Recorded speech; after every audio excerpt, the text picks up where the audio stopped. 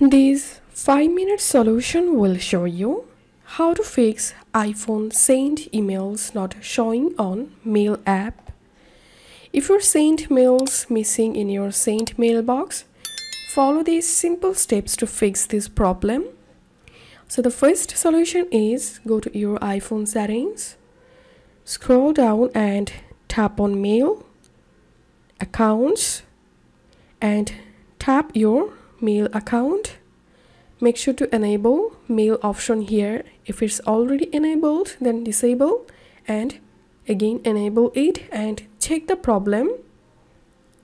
And the second solution is open your Mail app, tap on this arrow icon at the top left and check other folders to find your sent mails. You can open junk folder, you can open bin, and probably you will get your sent mails in any of them.